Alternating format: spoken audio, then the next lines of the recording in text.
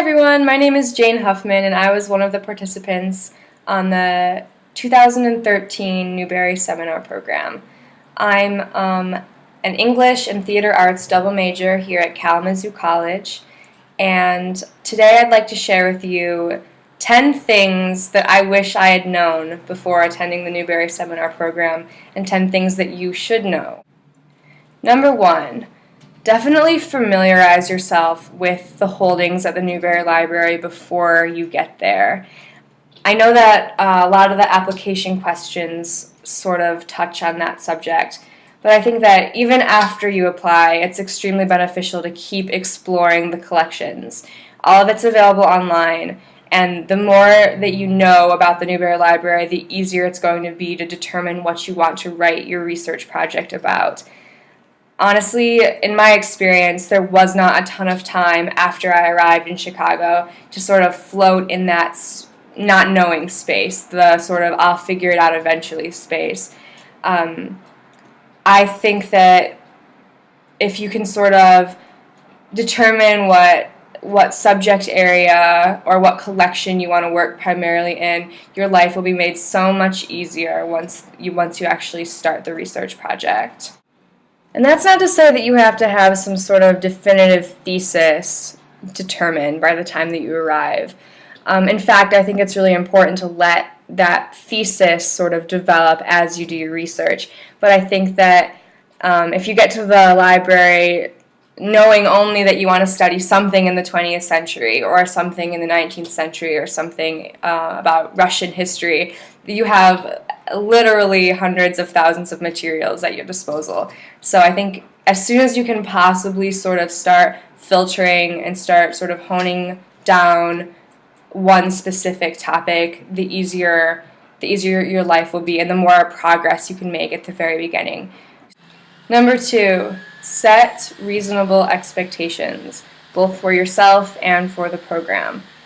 Personally, because I knew that I wanted to work with more contemporary materials, that is, materials that came to be around the 20th century and in the 21st century as well, I immediately faced a roadblock, simply because the Newberry doesn't really have those contemporary materials in their holdings. Therefore, for a lot of my primary sources, I had to rely on other libraries, which is great, but perhaps in retrospect, I might have decided to pick something that was a little bit more reasonable given what the Newberry actually has.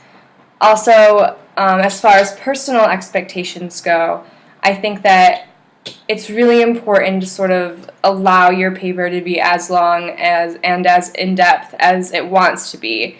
I think that if you start the program with some expectation that you're going to write 50 pages or 70 pages, you're going to constantly be sort of working toward this goal, and I think that can be great, but it can also sort of deter from the depth and the focus of your paper. I think it's more important to focus on the content and the quality rather than the quantity. Of course, if you're writing your paper for a senior thesis or individualized project and you have some sort of page requirement, then that point is sort of moot. But I think it's just really important to let the research and let your writing sort of evolve and grow as it wants to, as instead of just trying to write filler just to meet some sort of somewhat inconsequential page limit. Number 3.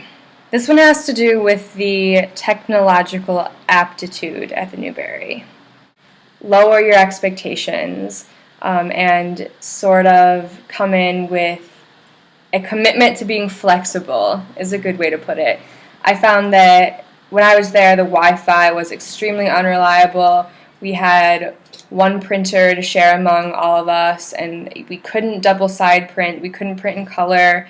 When it came time to give our presentations, we had a ton of issues with the PowerPoint presentations, a lot of the media that we wanted to show.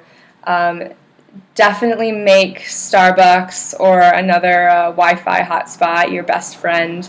I did most of my writing outside of the Newberry, actually, after I compiled a good deal of my research, because the Newberry has many, many, many strengths, but internet connectability is not one of them.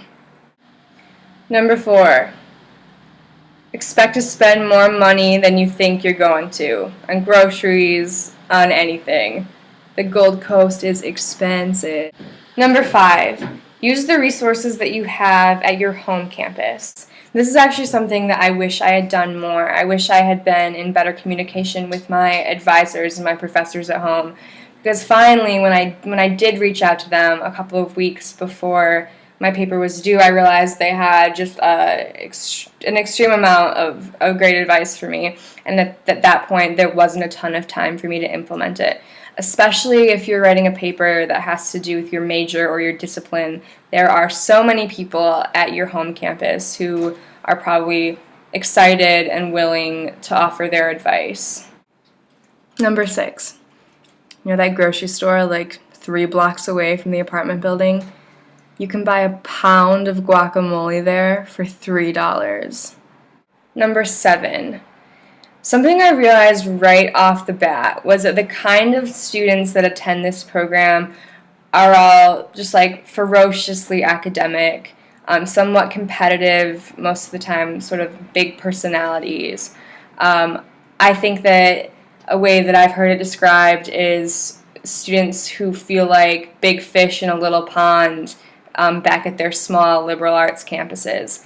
However, when you put 14 or 15 of those big fish into an even smaller pond, what you have is enormous fish in a teeny, teeny, teeny, tiny pond, which actually fosters a really fantastic academic atmosphere, because people are willing to share their ideas, and there's a great deal of enthusiasm and passion in the room.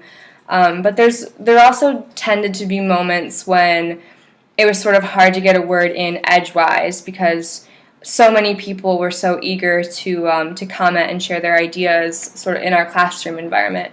So I think that a huge piece of advice for anyone attending the program is, when you're in a classroom environment, to be especially aware of how much space your opinions are taking up, and to not be afraid to just sit back and listen for a while, even if that's something that you're not accustomed to on your home campus. I think it really allows for a much better community environment, and I sort of wish that at the beginning of our course there had been more emphasis on sort of like academic ethics, because our conversations tended to sort of be dominated by a couple of particular voices. And though that shifted, and that most of the time I think everyone was pretty happy with their contributions, I definitely think that that's something we can always strive to do better as academics.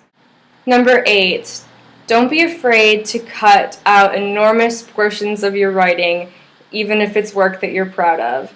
I'm majoring in creative writing here, and so this is something I'm constantly struggling with, is even if the writing is fantastic and it's something that you worked hard on, if your peer review partner or your professor thinks that it needs editing, or if it needs to be taken out completely or rearranged, there is a certain skill in being able to put your ego aside and just trashing it, starting over, editing it, changing some words.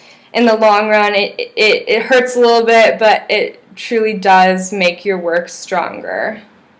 Number 9, write thank you notes. After the semester ends, you will have a laundry list of acknowledgments, and I think it's really important to acknowledge those people in a way that's a little bit more personal than an email or a passing thank you or a handshake.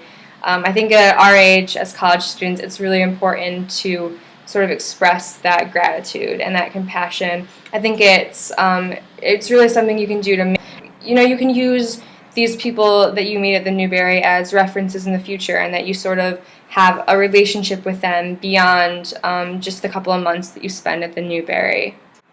Number 10, pack business casual clothing with you. I know it's sort of a matter of personal preference, and that in some of the orientation materials, it does say that ACM students are totally allowed to wear jeans and t-shirts and tennis shoes and really casual clothing to the Newberry, and I think on most days that totally is the case.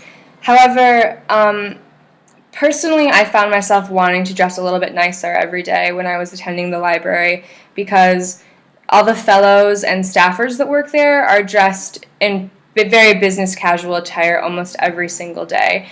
And so I thought that if I was there in jeans and a t-shirt, I would sort of look more like a pedestrian and less like a fellow. And personally, I sort of desired to be aligned with the fellows and the staffers, because being an ACM student at the Newberry is sort of a privileged position, and I kind of wanted to both respect that position and also ensure that I was respected as well. Also, there were many occasions where it really was necessary to wear business casual attire. Presentations, meetings, a lot of the sort of orientation stuff, we actually had to speak in front of the Newberry staffers about what our ideas were. There are many times where we went on field trips to sort of fancier places like the opera. I just think it's really fantastic advice to bring it, even if you only plan on wearing it once in a while. It's something you're really going to need. So that's it. That was 10 things that I think that you should know before you attend the Newberry seminar program in the Humanities in Chicago. We're wrapping up just in time because here in Kalamazoo it's only 5 o'clock, but it's already getting dark. That's a Michigan winter for you. Anyway, I wish anyone who's reading this the best of luck, and if you have any more questions, please feel free to contact me at jane.huffman11@kzoo.edu, and I hope that you have as many adventures as I did when you're in Chicago.